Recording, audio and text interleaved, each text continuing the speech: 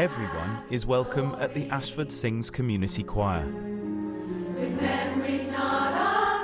especially at Christmas. Conductor Chris and his wife Nick are foster parents. Some members of the choir have also experienced fostering or care.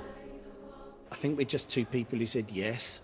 I think that's really all it is. I think a lot of people are just a bit too scared. Some people say, I'd find it hard to say goodbye. You're like, yeah, it is hard to say goodbye, but it's great to be able to say hello as well and create that space in the first place. Nick and Chris are calling on more people to become foster parents.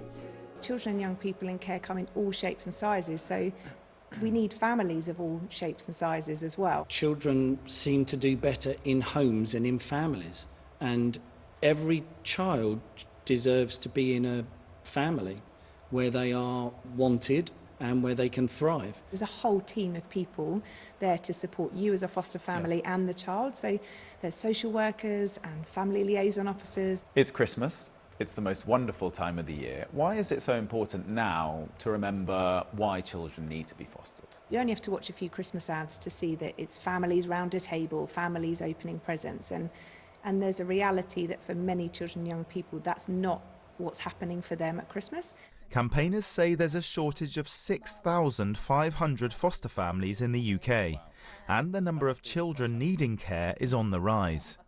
COVID and the lockdown, that really made a big difference because a lot of people started working from home, so their spare bedroom that they might have used for fostering, that suddenly became an office.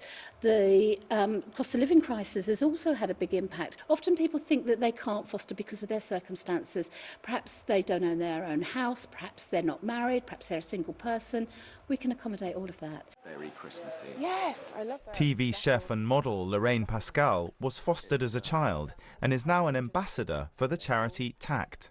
She tells me being fostered changed her life. It's been pivotal in giving me somewhere to stay when I was having problems, or my mother was having problems at home.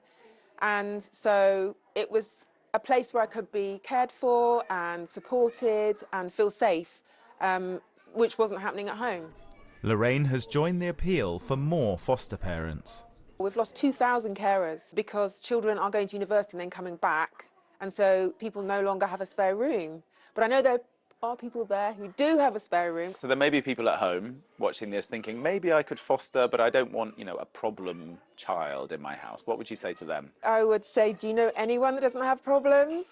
I would also say there's a lot of support, there's a lot of training. Call TACT, call your local social services and just give it a go.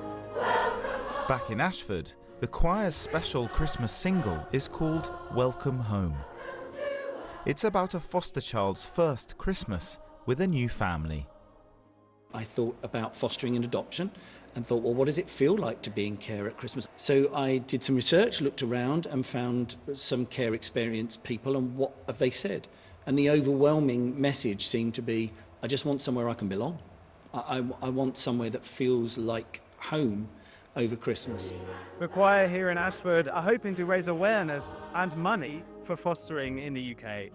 At this time of year, it's even more important to remember that every child deserves a loving home and a very happy Christmas. Thank you for this family. One community singing the praises of foster parents, but also wishing every family a harmonious Christmas. Will Vernon, BBC News, Ashford in Kent.